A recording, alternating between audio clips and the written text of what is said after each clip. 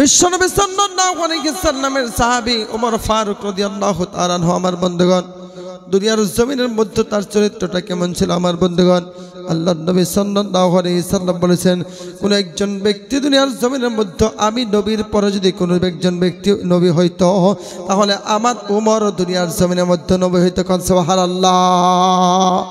মুহতারাম হাজির, দুনিয়ার জমিনের মধ্যে বর্তমান জামানার ওমর আছে, কিন্তু আল্লাহর নবীর জামানার মতো ওমর নাই। কোন সুবহানাল্লাহ। আমার বন্ধুগণ, বর্তমান জামানার এই যে কিছুদিন আগে 31 নাইট 31 জানুয়ারি 31 ডিসেম্বর জানুয়ারির কথা ঠিক না ঠিক?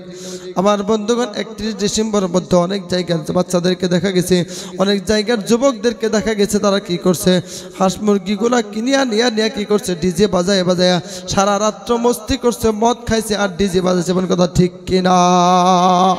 আপনাদের কাছে আমি একটা কথা জিজ্ঞেস করতে চাই, দুনিয়ার জমিনের মধ্যে একটা প্রাণী আছে, একটা জানোয়ার আছে মেরে পেয়ার মুসলমান, তারা কি করে, তাদের একটা গুণ হলো, তারা কি করে, খোয়ারের দিকে মুরগি নিয়া চকের মধ্যে পাথারের মধ্যে গিয়ে করে হওয়া করে হুক্কা করে, আর রাত্রবেলা কি করে ওই মুরগিগুলা ধৈরা খায়। ওই জানোয়ারটার নাম দুনিয়ার জমিনের মধ্যে কি? শিয়াল। মনে কথা ঠিক না বা ঠিক? আরেকটা কি আছে? খাড়াস। মনে কথা ঠিক না বা ঠিক? আমার মধ্যে যুবক ভাই, তোমরা যারা দুনিয়ার জমিনের মধ্যে কি করো, এই 31 নাইট তোমরা পালন করো, মদ খাও, তোমরা দুনিয়ার জমিনের মধ্যে কি করে কুর করে ধরে তোমরা এই খানা দুনিয়ার জমিনের মধ্যে ডিজে বাজায় খাও, তোমরা তো মানুষ না রে।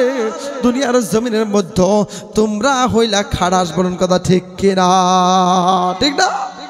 আমার বন্ধুগণ, দুনিয়ার জমিনের মধ্যে যুবক ভাইদেরকে দেখা যায়, ও যুবক ভাই, দুইটা পাও এগিয়ে দাও। তুমি দুনিয়ার মধ্যে কি করো, এই সারা রাত্র মানুষকে ডিস্টার্ব করেছো।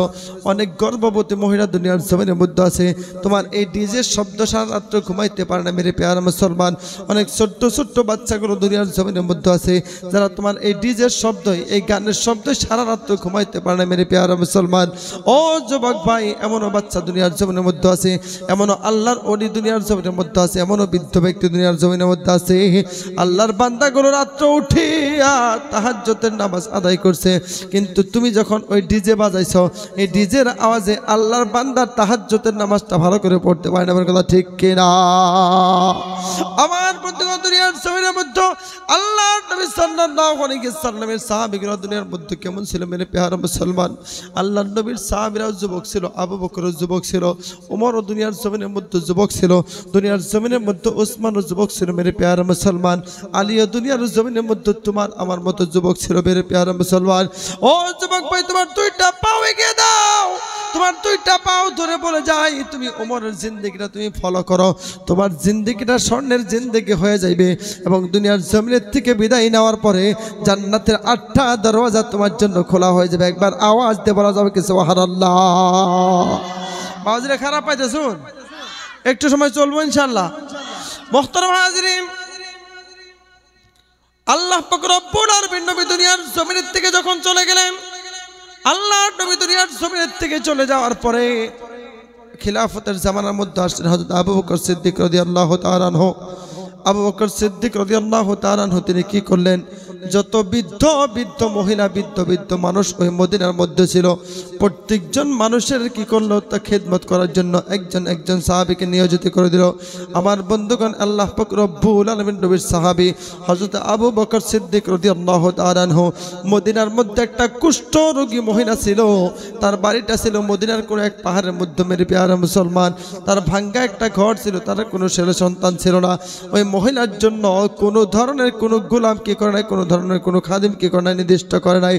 আল্লাহ নবী সাল্লাল্লাহু আলাইহি সাল্লামের সাহাবী ওমর ফারুক রাদিয়াল্লাহু তাআলা আনহু ভাবতেছে, হায় রে, প্রত্যেকজন মানুষের জন্য খাদিম আছে, প্রত্যেকজন মানুষের যত্ন করার জন্য মানুষ আছে, আমি ওমর দেখতে পারলাম ওই মহিলার কোনো ধরনের কোনো খাদিম নাই, কোনো মানুষ নাই।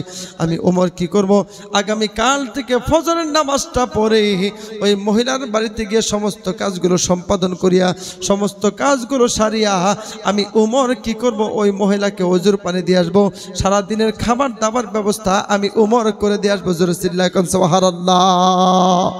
আমার বন্ধুগণ, আগামী দিন কি করলেন ওমর ফারুক রাদিয়াল্লাহু তাআলা আনহু?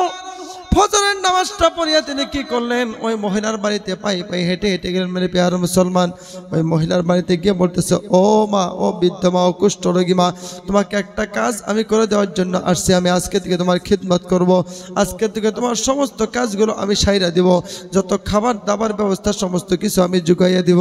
ওই মহিলার সঙ্গে সঙ্গে বললেন, ও উমর, তুমি আসতে দেরি করছো রে, তুমি আসতে দেরি করছো।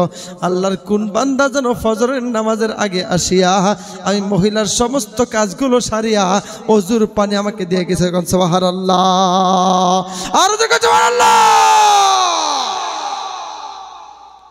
আমার বন্ধুগণ, ওমর ফারুক রাদিয়াল্লাহু তাআলা মনে মনে ভাবলেন, তাহলে কালকে ফজরের নামাজের আগে আসতে হবে। পরের দিন ওমর ফারুক রাদিয়াল্লাহু তাআলা কি করলেন, ফজরের নামাজের আগে আসলেন। ওই দিন দেখলেন ফজরের নামাজের আগেও আসিয়া কোন ব্যক্তি জানি গো, ওই মধ্যে বৃদ্ধ মহিলার কাজগুলো সারিয়া সমস্ত কাজ সম্পাদন করে দিয়ে গেছে। আমার বন্ধুগণ, ওমর ফারুক রাদিয়াল্লাহু তাআলা বললেন, তাহলে আর দেরি করব না, তারপরের দিন আগামীকালকে কি করব, তাহাজ্জুদের নামাজটা পড়িয়া আমি ওমর আর দেরি করব না, তাহাজ্জুদের সময় আমি এই মহিলার সমস্ত খিদমতগুলো করব, সমস্ত কাজগুলো দুনিয়ার জমিনের মধ্যে করে দেব। জোরে চিল্লায় কোন সুবহানাল্লাহ। আমার বন্ধুগণ, পরের দিন তাহাজ্জুদের নামাজের সময় গেছে। তাহাজ্জুদের নামাজের সময়ের মধ্যে যাওয়ার পরে দেখে আল্লাহর কোন বান্দা জানি গো, বুড়ির সমস্ত কাজগুলো সারিয়া, বুড়ির সমস্ত কাজগুলো সম্পাদন করিয়া আস্তে আস্তে একটা ঠান্ডার দিনে একটা চাদর মরু দিয়ে কি করতেছে, বাড়ির দিকে চলে যাইতেছে। ওমর ফারুক রাদিয়াল্লাহু তাআলা একজন সাহাবী, এমন সাহাবী, ওমর একটা দুনিয়ার মধ্যে নরম সাহাবী ছিল না, গরম সাহাবী। গরম সাহাবীর কথা ঠিক কিনা? আমার বন্ধুগণ, ওমর ফারুক রাদিয়াল্লাহু তাআলা সঙ্গে সঙ্গে ডাক দিয়ে বলেন, আল্লাহর বান্দা রে, তুমি একটাবার দাঁড়াইয়া যাও রে, একটাবার তুমি দাঁড়িয়ে যাও।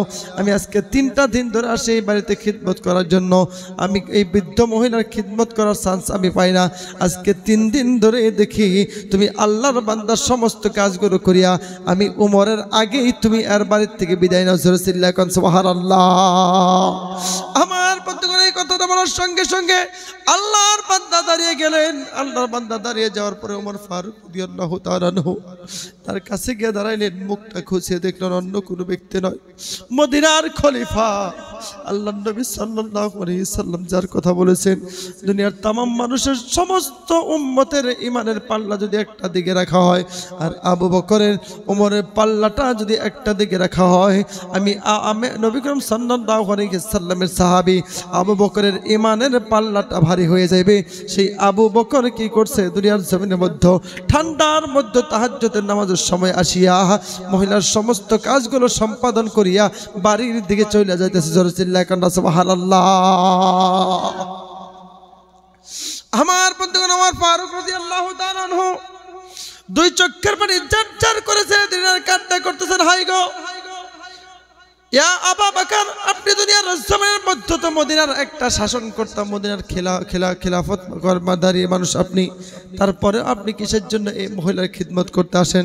আমার বন্ধু আবু বকর সিদ্দিক রাদিয়াল্লাহু তাআলা আনহু দুই চোখের পানি ঝরঝর করে ছেড়ে দিয়ে কান্না করতেছে আর বলতেছে, আমার ধারণা হয় গো, আবু বকর মনে হয় দুনিয়ার জমিনের মধ্যে সবচাইতে বড় গুনাহগার। আমার এই গুনাহগুলো মাফ করার জন্য আমি আবু বকর রাত্রবেলা আসিয়া এই বৃদ্ধ মহিলার আমি খিদমত করি। কোন সুবহানাল্লাহ। আমার বন্ধুগণ, আবু বকর সিদ্দিক রাদিয়াল্লাহু তাআলা আনহু পায়ের দিকে তাকিয়ে দেখলেন, ওমর ফারুক রাদিয়াল্লাহু তাআলা আনহু পায়ের দিকে তাকিয়ে দেখলেন। আমার বন্ধুগণ, আবু বকর সিদ্দিক রাদিয়াল্লাহু তাআলা আনহু পায়ের মধ্যে কোনো জুতা নাই, কোনো খরম আবু বকর সিদ্দিক রাদিয়াল্লাহু তাআলা আনহু নাই। আবু বকর সিদ্দিক রাদিয়াল্লাহু তাআলা আনহুকে জিজ্ঞেস করলেন, ও আল্লাহর নবীর সাহাবী আবু বকর, তোমার পায়ের মধ্যে কেন কোনো এই ঠান্ডার মধ্যে কোনো জুতা নাই, কোনো খরম তোমার পায়ের মধ্যে নাই? আবু বকর গো, আবু বকর চিৎকার দিয়া বলে, গো আমি অনেক রাত্র কি করি, আমি এই মহিলার খিদমত করার জন্য আসি। আমি আবু বকর যদি খরম পাই দিয়া কি করে এই মহিলার খিদমত করার জন্য আসি। আমার খরমের এই আওয়াজে অনেক বৃদ্ধ মহিলার ঘুমটা ভাঙ্গা যাইতে পারে, অনেক গর্ভবতীর ঘুমটা ভাঙ্গা যাইতে পারে, অনেক ছোট্ট ছোট্ট বাচ্চার এই খরমের আওয়াজে, এই জুতার আওয়াজে তাদের ঘুমটা ভাঙ্গা যাইতে পারে। এর জন্য আমি আবু বকর গো, আমি জুতাটা পাই দেয় না। একবার জোরে বলা যাবে কি সুবহানাল্লাহ? আর দেখো সুবহানাল্লাহ। ও যুবক ভাই, আবু বকর সিদ্দিক রাদিয়াল্লাহু তাআলা আনহু এমন একজন সাহাবী, তার পায়ের খরমের আওয়াজে মানুষের ঘুম নষ্ট হবে বলে তিনি পায়ের মধ্যে কি করে না, ঠান্ডার মধ্যে কোনো খরম পড়ে না মেরে পেয়ার মুসলমান, ঠান্ডার মধ্যে কোনো জুতা পড়ে না মেরে পেয়ার মুসলমান। আর যুবক ভাই, তোমার দুইটা পাও এগিয়ে দাও, তুমি কীরকম ভাবে দুনিয়ার জমিনের মধ্যে মানুষের ঘুম নষ্ট করিয়া, দুনিয়ার মধ্যে গর্ভবতী মহিলার ঘুম নষ্ট করিয়া, দুনিয়ার জমিনের মধ্যে ছোট্ট ছোট্ট বাচ্চার ঘুমটা নষ্ট করিয়া, দুনিয়ার মধ্যে আল্লাহর অনেক বান্দা আছে যারা তাহাজ্জুদের নামাজ পড়ে, তাদের তাহাজ্জুদের নামাজটা পড়িয়া দুনিয়ার জমিনের মধ্যে তুমি ডিজে বাজাও, আমার আল্লাহর দরবারে তুমি এই অবস্থায় যাও, দেখবা আমার আল্লাহ জাহান্নামের দরওয়াজা তোমার জন্য খোলা হয়ে যাবে। নাউজুবিল্লাহ।